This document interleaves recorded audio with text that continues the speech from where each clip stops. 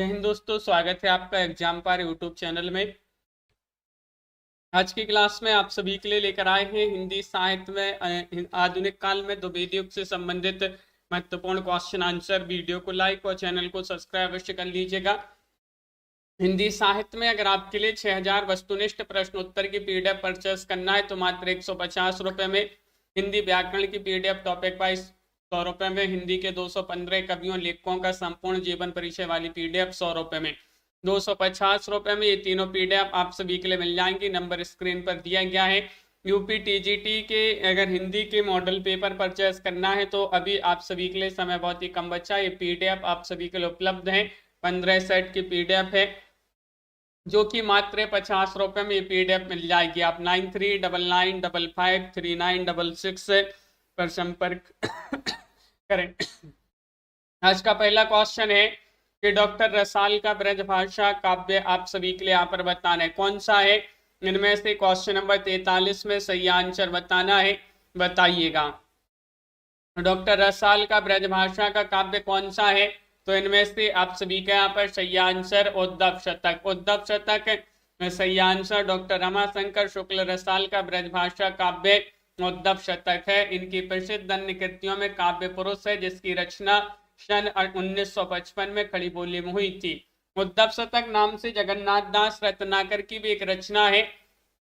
Question number आप सभी का यहाँ पर 44 दिया गया है। धारा धर धावन शीर्षक से कालिदास के मेघदूत का अत्यंत सरस पद्यबद्ध और अनुवाद निम्न में से किसने किया है? ये आप सभी के लिए यहाँ पर चयन करना है, बताइए। क्वेश्चन नंबर 44 में सीमा जी, कुमुद जी, अंजू जी, आप सभी के यहाँ पर गोलू जी सही आंसर। राय देवी प्रसाद पूर्ण सही आंसर होंगी। राय देवी प्रसाद पूर्ण और इनकी रचना में स्वदेशी कुंडल, मृत्युंजय, राम रावण क्रोध, अमलतास जैसी रचना इन्होंने लिखी है। कविता प्रभावशाली रचना है जो पाठक या श्रोता के मन पर आनंददायी प्रभाव डालती है। काव्य के संबंध में विचार किसके हैं? क्वेश्चन नंबर 45 में आप सभी के लिए यहाँ पर चयन करना है, बताइए। कौन सा विकल्प आप सभी का यहाँ पर सही आंसर होगा? काव्य के संबंध में ये विचार महावीर प्रसाद द्विवेदी जी के माने जाते हैं। ये वाला विकल्प आपका यहाँ पर सही आंसर है। इनमें से कौन सा काव्य ग्रंथ मैथिली शरण गुप्त का नहीं है? जय भारत, विष्णुप्रिया, द्वापर, मानसी, इनमें से आप सभी के लिए यहाँ पर चयन करना है। मैथिली शरण गुप्त जी का काव्य नहीं है। मानसी आप सभी का यहाँ पर सही आंसर। डी वाला विकल्प आपका यहाँ पर सही आंसर है। मानसी काव्य ग्रंथ जो है रामनेश त्रिपाठी जी जो है उन्हीं का एक काव्य ग्रंथ माना जाता है। अगला क्वेश्चन यहाँ पर दिया गया है। राम तुम्हारा चरित्र स्वयं ही काव्य है, कोई कवि बन जाए सहज संभाव्य है। यह किस कवि ने कहा है? क्वेश्चन नंबर 45 में आप सभी के लिए यहाँ पर चयन करना। 47 में सही आंसर क्या होगा? इनमें से आप सभी लोग चयन करिएगा, क्वेश्चन महत्वपूर्ण है। 47 में आप सभी का यहाँ पर सही आंसर क्या होगा? 4 विकल्प यहाँ पर दिए गए हैं और आप सभी का यहाँ पर सही आंसर मैथिली शरण गुप्त जी आप सभी का यहाँ पर सही आंसर होंगे। मैथिली शरण गुप्त जी की पंक्तियां मानी जाती हैं। कानों को मिलता दूध भात, भूखे बालक या भूखे बच्चे अकुलाते हैं, दिनकर जी की पंक्तियां हैं। तुम ही अन्नदाता भारत के सचमुच बैल राज महाराज, ये महावीर प्रसाद द्विवेदी की पंक्तियां। जबस्त का उशान समीपता, गगनता कुछ लोहे तो चला, हरिऔध जी की पंक्तियां हैं। निम्नलिखित में से किस प्रबंध काव्य की रचना इस उद्देश्य से हुई कि उर्मिला काव्य की उपेक्षिता न रह जाए? इनमें से आप सभी के लिए यहाँ पर 48 में सही आंसर बताना है। कौन सा विकल्प आपका सही आंसर होगा? इनमें से आप सभी के लिए यहाँ पर बताना है। मुकेश जी, साकेत आप सभी का यहाँ पर सही आंसर है। साकेत मैथिली शरण गुप्त जी की रचना। बी वाला विकल्प आपका सही आंसर है। हिंदी के व्याकरण की शुद्धता और भाषा की सफाई का प्रवर्तक किसे माना जाता है? 49वां क्वेश्चन यहाँ पर दिया गया है। हिंदी के व्याकरण की शुद्धता और भाषा की सफाई का प्रवर्तक किसे माना जाता है? 49 में आप सभी का यहाँ पर सही आंसर महावीर प्रसाद द्विवेदी जी जो है उन्हीं को माना जाता है। डी वाला विकल्प आप सभी का यहाँ पर सही आंसर होंगे। एकांतवासी योगी के रचयिता कौन है? क्वेश्चन नंबर 50 में एकांतवासी योगी रचना किनकी है? ये आप सभी के लिए यहाँ पर चयन करना है। 50वां क्वेश्चन यहाँ पर दिया गया है। और श्रीधर पाठक आप सभी का यहाँ पर सही आंसर है। श्रीधर पाठक जी की रचना मानी जाती है। गोल्ड स्मिथ की कृति हर्मिट का अनुवाद है एकांतवासी योगी। अगला क्वेश्चन यहाँ पर देखिएगा, क्वेश्चन नंबर 51 है। द्विवेद युग में समस्या पूर्ति का केंद्र क्या था? कानपुर, लखनऊ, वाराणसी, इलाहाबाद था। 51 में आप सभी के लिए यहाँ पर चयन करना है। द्विवेद युग में समस्या पूर्ति का केंद्र क्या था? तो आप सभी के यहाँ पर कानपुर सही आंसर है। ये वाला विकल्प आप सभी के यहाँ पर सही आंसर। महावीर प्रसाद द्विवेदी ने गद्य पद्य दोनों में खड़ी बोली में सामान्य बोलचाल की भाषा को प्राथमिकता देने की वकालत की है। इन्होंने काव्य मंजूषा, सुमन, कान्यकुब्ज, अबला विलाप, देवी स्तुति शतक, कान्य कुब्जावली, वृतम जैसी रचना इन्होंने लिखी है। क्वेश्चन नंबर आप सभी के यहाँ पर 52 है। कवि सम्राट की उपाधि किसे दी गई थी? इनमें से आप सभी के लिए यहाँ पर बताना है कवि सम्राट की उपाधि किसे दी गई थी। 52वां क्वेश्चन है। और अयोध्या से उपाध्याय हरिऔध जी आप सभी के यहाँ पर सही आंसर है। इन्हें कवि सम्राट की उपाधि दी गई थी। और डॉक्टर गणपति चंद्रगुप्त ने हरिऔध को आधुनिक काल का सूरदास कहा है। अगला क्वेश्चन यहाँ पर दिया गया है, गोल्ड स्मिथ, कृत हर्मिट और डेटर्जे विलेज का हिंदी अनुवाद किसने किया? क्वेश्चन नंबर आप सभी का यहाँ पर दिया गया है 43 और आप सभी 53 और 53 में आप सभी का यहाँ पर सही आंसर रेणु जी। श्रीधर पाठक आप सभी का यहाँ पर सही आंसर होंगी। श्रीधर पाठक आप सभी का यहाँ पर सही आंसर है। अगला क्वेश्चन है, हिंदी में स्वच्छंदता शब्द का सर्वप्रथम प्रयोग किसने किया है? इनमें से आप सभी लोग चयन करिएगा। अर्चना जी, सरदारनी जी आप सभी के यहाँ पर 54 में हिंदी में स्वच्छंदता शब्द का सर्वप्रथम प्रयोग किसने किया है? 4 विकल्प यहाँ पर दिए गए हैं। और मुकुटधर पांडे आप सभी का यहाँ पर सही आंसर होंगे। बी वाला विकल्प आप सभी का यहाँ पर मुकुटधर पांडे यहाँ पर सही आंसर है। और रामचंद्र शुक्ल जी ने छायावाद का प्रवर्तक माना है मुकुटधर पांडे जी को। अगला क्वेश्चन है, किस साहित्यकार ने राष्ट्र मातृभूमि को सगुण मूर्ति सर्वेश की कहकर इसकी वंदना की है? क्वेश्चन नंबर 55 में आप सभी के यहाँ पर सही आंसर रीता जी बताइए। किस साहित्यकार ने राष्ट्र को सगुण मूर्ति सर्वेश की कहकर इसकी वंदना की है? तो मैथिली शरण गुप्त जी आप सभी का यहाँ पर सही आंसर है। राष्ट्र कवि मैथिली शरण गुप्त की मातृभूमि कविता की कुछ पंक्तियां इस प्रकार हैं। हे मातृभूमि तू सत्य ही सगुण मूर्ति सर्वेश की, जिसकी रज में लोट लोट कर बड़े हुए हैं, घुटनों के बल सरक सरक कर खड़े हुए हैं। प्रकाशन वर्ष के अनुसार मैथिली शरण गुप्त की रचनाओं का सही क्रम किस विकल्प में है? 56 में आप सभी के लिए यहाँ पर चयन करना है। कौन सा विकल्प आप सभी के यहाँ पर अनंत जी, पिंकी जी सही आंसर होगा। भारत भारती, यशोधरा, साकेत, विष्णुप्रिया विकल्प है। भारत भारती आपका डी वाला होगा। भारत भारती, साकेत, भारत भारती, साकेत, यशोधरा, विष्णुप्रिया डी वाला विकल्प जो है वह सही आंसर है। भारत भारती 1912 है, साकेत 1931, यशोधरा 1932 और विष्णुप्रिया 1957 इसका प्रकाशन माना जाता है। रामनीश त्रिपाठी द्वारा संकलित संपादित कविता कौमुदी संग्रह से संबंधित कौन सा कथन सही नहीं है? इनमें से आप सभी के लिए सही कथन नहीं बताना है। कौन सा सही नहीं है? तो आप सभी के यहाँ पर सही आंसर है संग्रह 10 खंडों में विभक्त है। ये कथन आपका यहाँ पर गलत हो जाएगा क्योंकि यह संग्रह 8 खंडों में विभक्त है। कितने? 8 खंडों में विभक्त है। क्वेश्चन नंबर आप सभी के यहाँ पर दिया गया है 58वां क्वेश्चन है, चींटी से लेकर हाथी पर्यंत, पशु भिक्षु से लेकर राजा पर्यंत, मनुष्य बिंदु से लेकर समुद्र पर्यंत, जल अनंत, आकाश अनंत, पृथ्वी अनंत, पर्वत सभी पर कविता हो सकती है। ये कथन किस विद्वान का? मुकेश जी, कुमुद जी आप सभी के यहाँ पर सही आंसर होगा। क्वेश्चन नंबर 58 में ये कथन माना जाता है महावीर प्रसाद द्विवेदी जी जो है उन्हीं का ये कथन माना जाता है। ये वाला विकल्प आपका यहाँ पर सही आंसर। भारत भारती की रचना का उद्देश्य आप सभी के लिए यहाँ पर 59 में चयन करना है। अतीत से प्रेरणा ग्रहण करना, वर्तमान को सार्थक करना, भविष्य का निर्माण करना। इनमें से सभी प्रदीप जी, भारत भारती रचना जो है इसका उद्देश्य क्या है?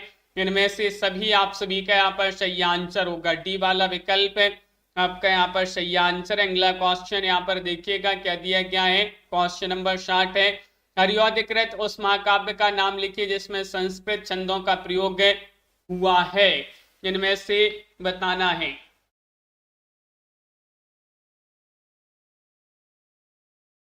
कंचन जी, आप सभी का यहाँ पर सही आंसर होगा प्रिय प्रभास।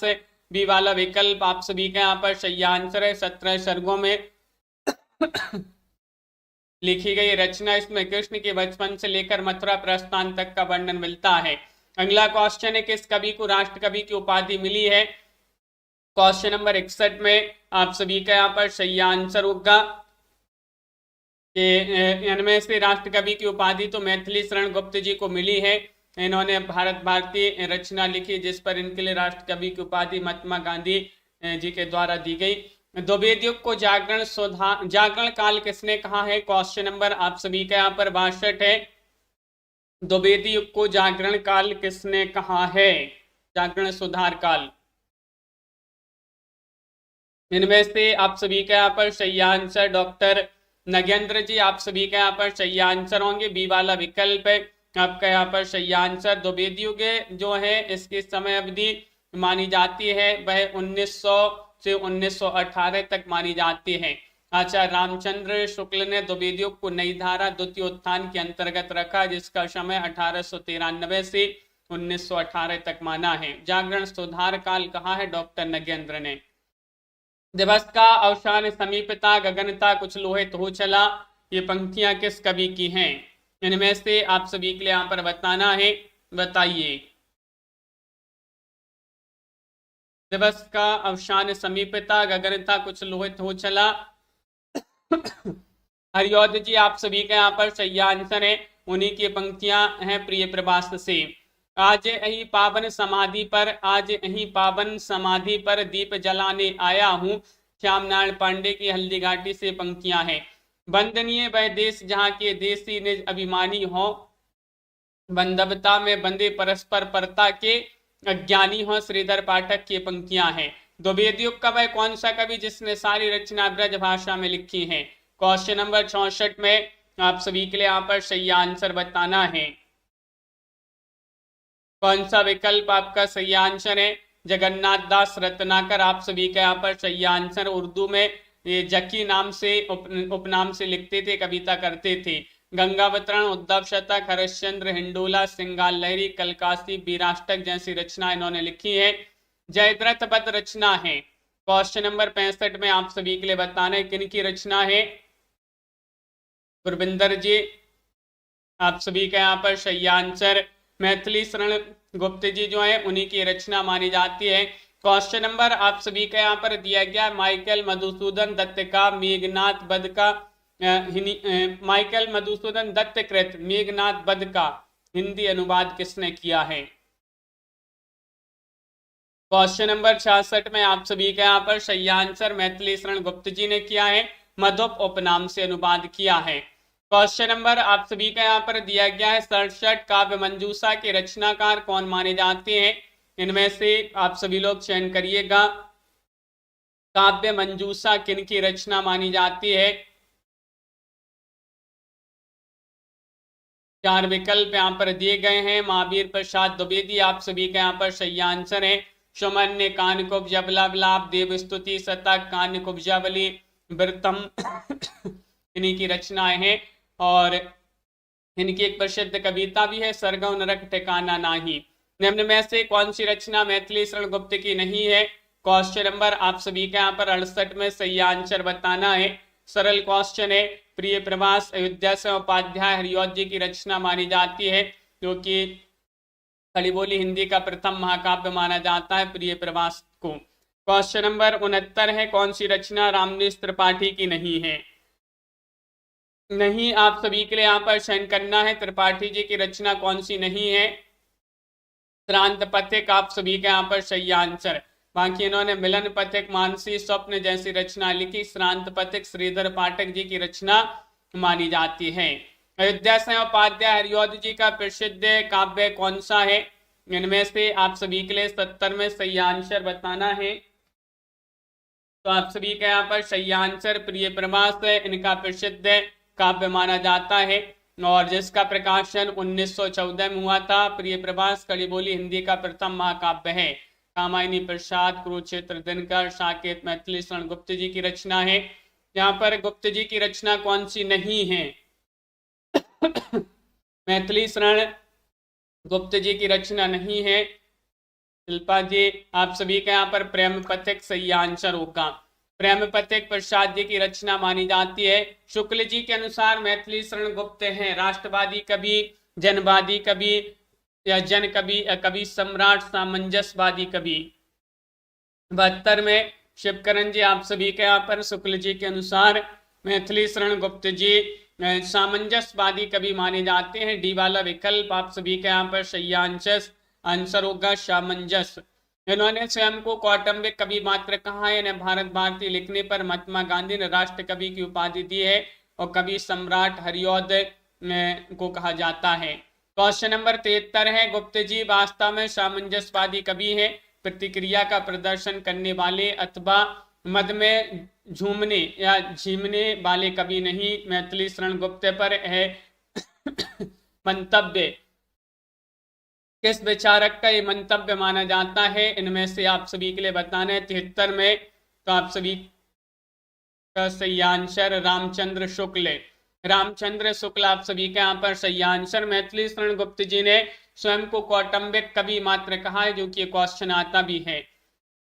मैथिली शरण गुप्त के निम्नलिखित रचनाओं में से अनुदित रचना है, मौलिक नहीं है। कौन सी अनुदित रचना है उपेंद्र जी?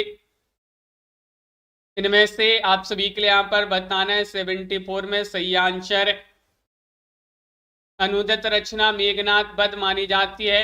विकल्प आप सभी के यहाँ पर सी वाला विकल्प आपका सही आंसर है। इनकी और भी दो अनुदित रचना प्लासी का युद्ध और व्रत संहार बाकी मौलिक रचना। अगला क्वेश्चन है, मेरे चपल यौवन बाल अचल अंचल में पड़ा सो मचल कर मत्साल एक काव्य पंक्तियां किसके द्वारा रचित हैं? इनमें से आप सभी के लिए यहाँ पर बताना है। 75वां क्वेश्चन दिया गया है, और आप सभी के यहाँ पर सही आंसर मैथिली शरण गुप्त जी आप सभी के यहाँ पर सही आंसर होंगे। बी वाला विकल्प आप सभी के यहाँ पर सही आंसर है। इनकी और भी एक प्रसिद्ध पंक्ति है कि केवल मनोरंजन न कवि का कर्म होना चाहिए, उसमें उचित उपदेश का भी मर्म होना चाहिए। मधुप उपनाम से काव्य अनुवाद करने वाले कवि कौन है?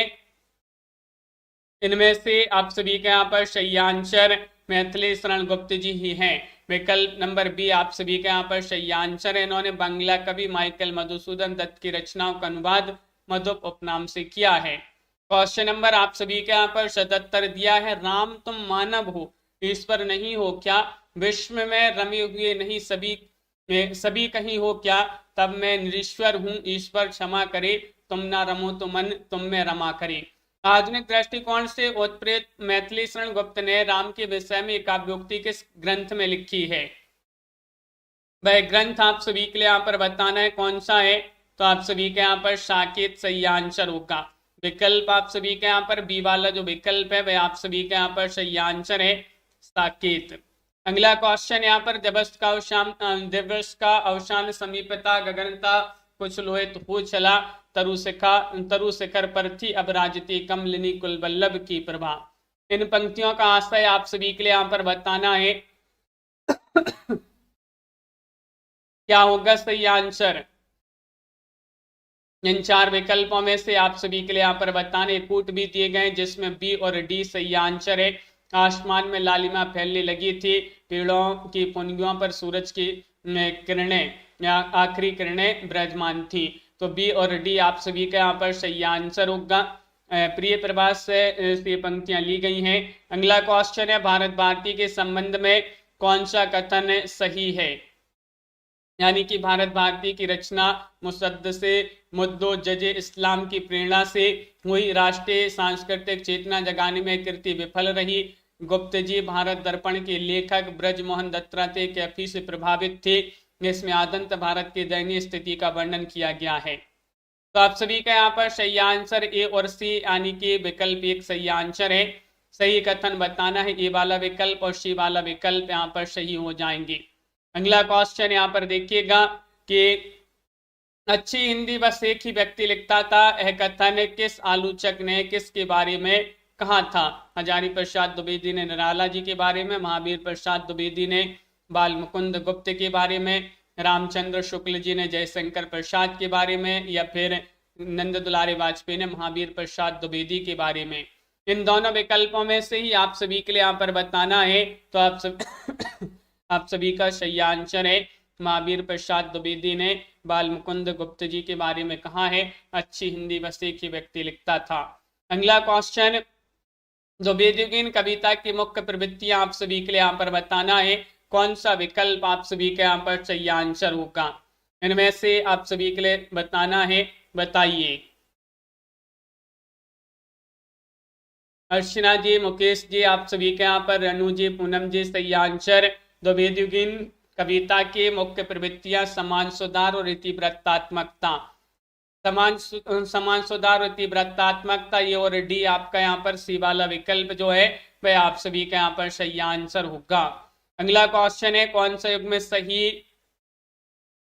सही है? कौन सा युग में आप सभी के लिए कौन सा युग में सही है? इनमें से बताने, विष्णुप्रिया खंड काव्य, सिद्धराज खंड काव्य, साकेत महाकाव्य, जय भारत मुक्तक काव्य। इन्हें कूट में से आप सभी के लिए यहाँ पर सही आंसर बताना है। कंचन जी, आप सभी के यहाँ पर देखिएगा 1 2 3 ये सही हो जाएंगे। साकेत मुक्तक काव्य ये गलत हो जाएगा, डी वाला विकल्प। सी वाला यहाँ पर सही आंसर है साकेत महाकाव्य मैथिली शरण गुप्त जी का। हिंदी में ऋतु संहार के रचयिता कौन माने जाते हैं? इनमें से आप सभी के लिए यहाँ पर चयन करना है। क्वेश्चन नंबर 83 में आप सभी का यहाँ पर सही आंसर क्या होगा बताइएगा। 4 विकल्प यहाँ पर दिए गए हैं, इनमें से आप सभी का यहाँ पर सही आंसर कौन सा विकल्प है? श्रीधर पाठक आप सभी का यहाँ पर सही आंसर है। विकल्प आप सभी का यहाँ पर डी वाला विकल्प यहाँ पर सही आंसर होंगी। हिंदी में ऋतु संहार के रचयिता श्रीधर पाठक। श्रीधर पाठक खड़ी बोली के प्रथम स्वच्छंदतावादी कवि है। श्रीधर पाठक की प्रमुख कृतियां कश्मीर सुषमा जो कि ब्रजभाषा में, बनाष्टक, देहरादून, भारत गीत, जगत सच्चाई सार, स्वर्गीय वीणा, धन विजय, गुणवंत, हेमंत जैसी रचना इन्होंने लिखी है। कौन सी रचना गया प्रसाद शुक्ल स्नेही की नहीं है? 84 में बताइए क्या होगा सही आंसर? गया प्रसाद शुक्ल स्नेही की रचना नहीं है। इनमें से आप सभी का यहाँ पर सही आंसर स्वप्न आप सभी का यहाँ पर सही आंसर है। विकल्प नंबर बी वाला विकल्प स्वप्न रामनेश त्रिपाठी जी की रचना मानी जाती है। द्विवेदी युग नामकरण किया गया है किसके नाम पर? क्वेश्चन नंबर 85 में आप सभी का सही आंसर क्या होगा? द्विवेदी युग नामकरण किया गया है किसके नाम पर? तो महावीर प्रसाद द्विवेदी के नाम पर। सी वाला विकल्प आप सभी का यहाँ पर सही आंसर है महावीर प्रसाद द्विवेदी। जगत सच्चाई सार कविता के रचयिता कौन है? 86 में सही आंसर क्या होगा? जगत सच्चाई सार कविता जो है ये श्रीधर पाठक जी की कविता मानी जाती है। सी वाला विकल्प आप सभी के यहाँ पर सही आंसर है। और श्रीधर पाठक जी जो है द्विवेदी युग के स्वच्छंदतावादी कवि माने जाते हैं। क्वेश्चन नंबर आप सभी के यहाँ पर दिया गया है 87 हिंदी में स्वच्छंदतावाद का कवि कौन कहा जाता है? 87 में आप सभी के लिए बताना है। सोनू जी बताइए कौन सा विकल्प आप सभी के यहाँ पर सही आंसर है? इनमें से हिंदी में स्वच्छंदतावाद का कवि कौन कहा जाता है? तो श्रीधर पाठक आप सभी के यहाँ पर सही आंसर होंगे। श्रीधर पाठक ही आपका यहाँ पर सही आंसर है। निम्नलिखित में से कौन सी रचना हरिऔध की नहीं है? क्वेश्चन नंबर 88 में आप सभी के लिए यहाँ पर बताना है कौन सी रचना विद्यासागर उपाध्याय हरिऔध जी की नहीं है? तो विचित्र विवाह है आप सभी का यहाँ पर सही आंसर होगा। ये वाला विकल्प आप सभी का यहाँ पर सही आंसर है विचित्र विवाह रामचरित उपाध्याय जी जो है उन्हीं का काव्य ग्रंथ माना जाता है। द्विवेदी युग का वह साहित्यकार जिन्हें कविता कामनी कांत और भारतेंदु प्रज्ञेंदु साहित्य सुधाकर उपाधियों से भूषित किया गया था। 89 में आप सभी के लिए यहाँ पर चयन करना है कौन सा विकल्प आप सभी के यहाँ पर सही आंसर होगा। तो नाथुराम शर्मा शंकर जी आप सभी के यहाँ पर सही आंसर है। इन्होंने काव्य ग्रंथ लिखे अनुराग रत्न, शंकर सरोज, शंकर सर्वस्व, गर्भ, रंडा रहस्य, इन्हीं की रचनाएं हैं। मैथिली शरण गुप्त जी की काव्य रचना नहीं है 90 में, नहीं बताना है, बताइए कौन सी रचना नहीं है। इनमें से आप सभी के यहाँ पर कृषक क्रंदन सही आंसर होगा। डी वाला विकल्प आप सभी के यहाँ पर सही आंसर कृषक क्रंदन गया प्रसाद शुक्ल सन्निहि की रचना मानी जाती है। मैथिली शरण गुप्त जी की कौन सी रचना महाभारत संबंधी नहीं है। नहीं, आप सभी के लिए यहाँ पर चयन करना। 91वां क्वेश्चन यहाँ पर दिया गया है, महाभारत संबंधी नहीं है। आप सभी के यहाँ पर सही आंसर शक्ति, बी वाला विकल्प आप सभी के यहाँ पर सही आंसर है। देखिएगा, शक्ति रचना महाभारत संबंधी नहीं है, बाकी वन वैभव, बक संहार, शरंद्री महाभारत संबंधी रचनाएं हैं। हरियोधकृत काव्योपन का प्रकाशन वर्ष आप सभी के लिए यहाँ पर चयन करना है, क्या माना जाता है। क्वेश्चन नंबर 9 में सही आंसर चयन करिएगा। क्वेश्चन नंबर 192 है। 192 में आप सभी के लिए सही आंसर बताना है। तो आप सभी के यहाँ पर 1909 माना जाता है। काव्योपन का प्रकाशन 1909 माना जाता है। हरियोध जी का एक काव्य है। क्वेश्चन नंबर आप सभी के यहाँ पर 93 दिया गया है, किसके साहित्य को हम सरस्वती और इंदु में जिस प्रयोगात्मक रूप में देखते हैं वही उस साहित्य का असली रूप है। क्वेश्चन नंबर 93 का सही आंसर बताइए। कौन सा विकल्प आप सभी के यहाँ पर सही आंसर है। तो द्विवेदी युग आप सभी के यहाँ पर सही आंसर होगा। बी वाला विकल्प है आप सभी के यहाँ पर सही आंसर है, द्विवेदी युग। अगला क्वेश्चन है, व्याख्यात जीवन व्रत हमारा लोकहित एकांत था, आत्मा अमर है देह नश्वर है अटल सिद्धांत था। आकाश की पंक्तियां किस कृति में संग्रहित है। क्वेश्चन नंबर 94 में आप सभी के लिए यहाँ पर सही आंसर बताना है। ये पंक्तियां हैं भारत भारती में। विकल्प नंबर बी वाला विकल्प आप सभी का यहाँ पर सही आंसर भारत भारती, जो कि मैथिली शरण गुप्त जी की रचना 1912 में प्रकाशित हुई है, उसी में ये पंक्तियां दी गई हैं। द्विवेदी युग की कविता है उपदेशात्मक एवं इतिवृत्तात्मक, प्रकृति चित्रात्मक, नवजागरण परक, नारी चेतनात्मक। इनमें से द्विवेदी युग की कविता है। क्वेश्चन नंबर 95 में आप सभी के लिए यहाँ पर सही आंसर बताना है, उपदेशात्मक और इतिवृत्तात्मक। ये वाला विकल्प आप सभी के यहाँ पर सही आंसर होगा। द्विवेदी युग को जागरण सुधार काल भी कहा जाता है। महावीर प्रसाद द्विवेदी के नाम पर इस युग का नाम पड़ा। मैथिली शरण गुप्त जी ने इतिहास के उपेक्षित नारी पात्र को निम्न पुस्तक में प्रतिष्ठित किया है। वह पुस्तक आप सभी के लिए यहाँ पर चयन करना है, कौन सी वह पुस्तक है।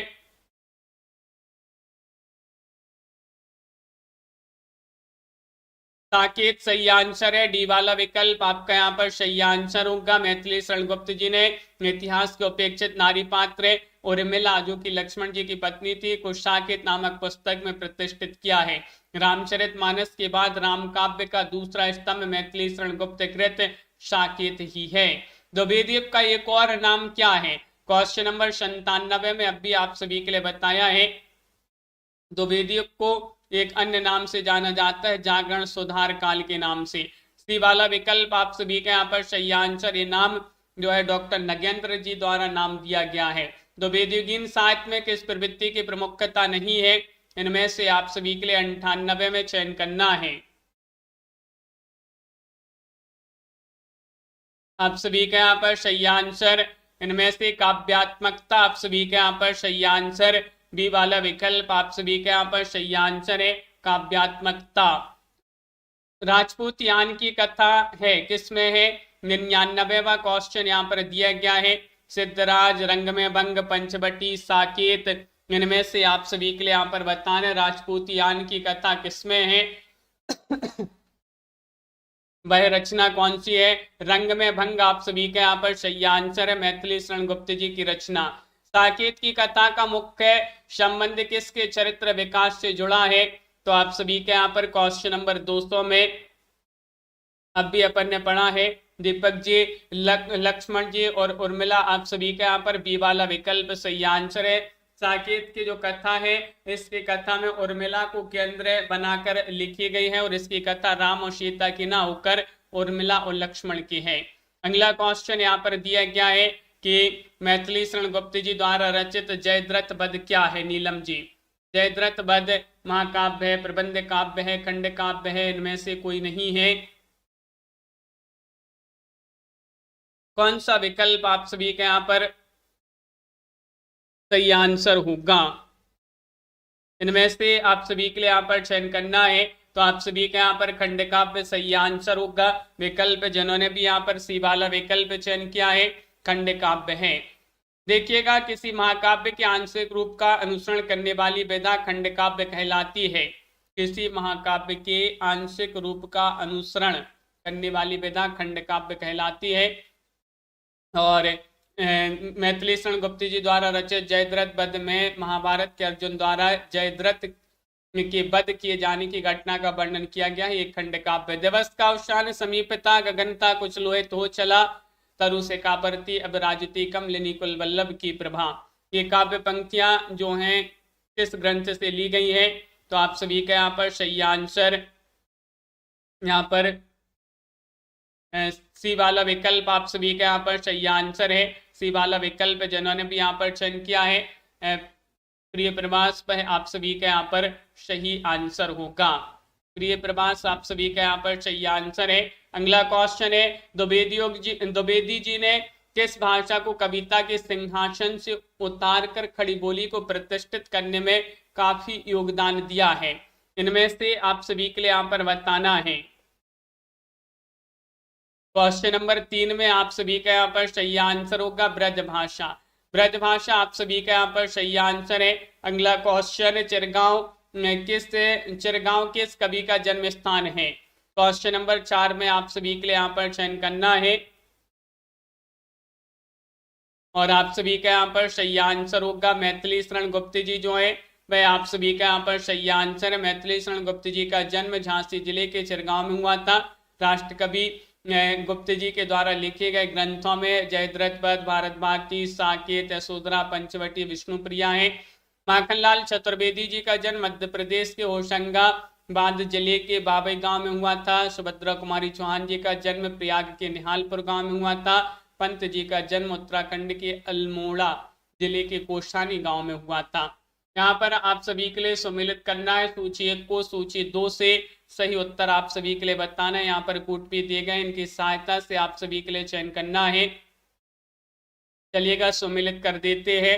तो देखिएगा यहाँ पर प्रिय प्रभास है, किनकी रचना? हरिऔध जी की रचना। रंग में भंग मैथिली शरण गुप्त जी की रचना। मृत्युंजय रायदेव प्रसाद पूर्ण की रचना। पथिक रामनरेश त्रिपाठी जी की रचना मानी जाती है। विकल्प सी आप सभी का यहाँ पर सही आंसर होगा। रचना काल की दृष्टि से इन कृतियों का सही क्रम बताइएगा। 206 में क्या है सही आंसर?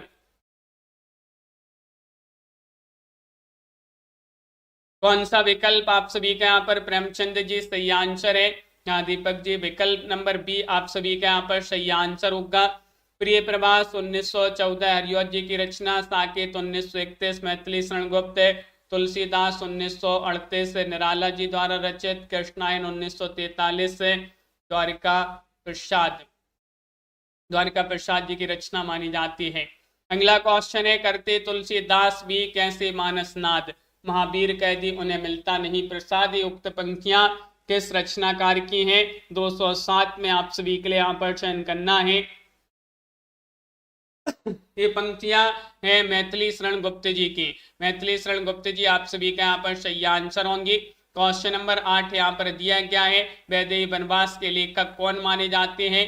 जिनकी रचना है वैदेही वनवास। तो आप सभी का यहाँ पर सही आंसर है तो हरिऔध जी की रचना मानी जाती है। बी वाला विकल्प आप सभी का यहाँ पर हरिऔध जी सही आंसर है। आधुनिक हिंदी कविता में द्विवेदी युग का काल सीमा कब तक जो है यानी कि जो समय सीमा मानी जाती है वह कब से कब तक मानी जाती है? द्विवेद युग। द्विवेद युग की समय सीमा 1900 से 1918 ईस्वी तक मानी जाती है। द्विवेद युग की समय सीमा में डी वाला विकल्प आपका सही आंसर है। और इसको जागरण सुधार काल के नाम से भी जाना जाता है। द्विवेदी युग को महावीर प्रसाद द्विवेदी के नाम पर इस युग का नाम पड़ा। मैथिली शरण गुप्त, हरिऔध जी, श्रीधर पाठक, गया प्रसाद, शुक्ल स्नेही इस काल के प्रमुख कवि हैं। द्विवेदी युग का कवि कौन है? तो अब भी अपन ने पढ़ा गया प्रसाद, शुक्ल स्नेही जी को, ये द्विवेदी युग के ही कवि माने जाते हैं। डी वाला विकल्प आप सभी का यहाँ पर सही आंसर है। अगला क्वेश्चन है, द्विवेदी युग के सर्वश्रेष्ठ प्रगीतकार कौन माने जाते हैं? प्रगीतकार आप सभी के लिए यहाँ पर 11 में चयन करना है, बताइए कौन सा विकल्प आप सभी का यहाँ पर सही आंसर है। द्विवेदी युग के सर्वश्रेष्ठ प्रगीतकार मुकुटधर पांडे जो है आप सभी का यहाँ पर सही आंसर हो जाएंगे। विकल्प आप सभी का यहाँ पर सी वाला विकल्प, रामचंद्र शुक्ल जी ने इन्हें छायावाद का प्रवर्तक स्वीकार किया है। कानन कुसुम, फूल पूजा इनकी प्रसिद्ध रचनाएं हैं। रस कलश किनकी रचना है? क्वेश्चन नंबर 12 में आप सभी के लिए यहाँ पर बताना है रस कलश के रचनाकार कौन माने जाते हैं। तो हरिऔध जी आप सभी का यहाँ पर सही आंसर होंगे। बी वाला विकल्प है, अयोध्या सिंह उपाध्याय, हरिऔध जी आप सभी का यहाँ पर सही आंसर है। इनमें से बताना है कि मैथिली शरण गुप्त की प्रतिभा का विकास सर्वाधिक किस साहित्य रूप में देखने को मिलता है? नाटककार, प्रबंधकार, प्रगीतकार, मुक्तकार के रूप में, बताइए।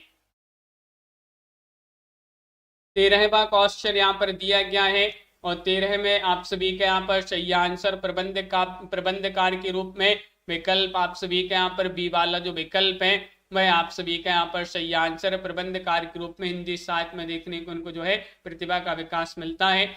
आधुनिक युग में प्रबंध काव्य की विलोपमान परंपरा के संरक्षक मैथिली शरण गुप्त जी को ही माना जाता है।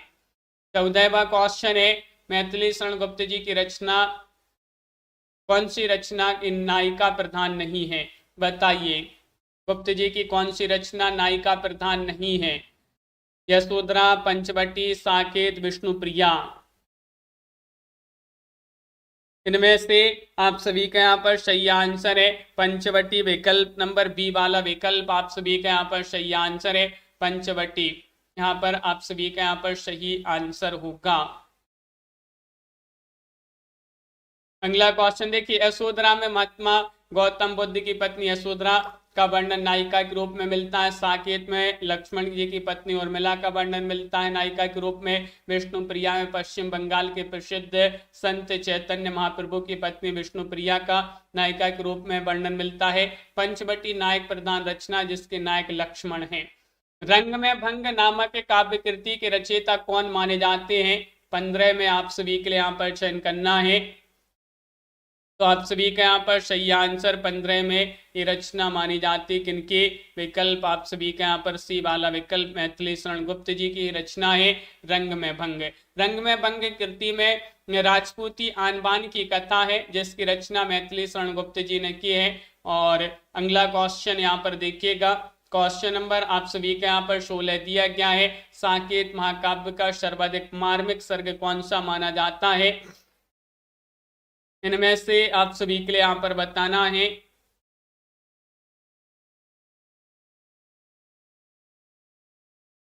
नवम सर्ग आप सभी का यहाँ पर सही आंसर है। साकेत महाकाव्य का सर्वाधिक मार्मिक सर्ग नवम है। मैथिली शरण गुप्त जी द्वारा रचित महाकाव्य है और मैथिली शरण गुप्त जी राम भक्त कवि थे।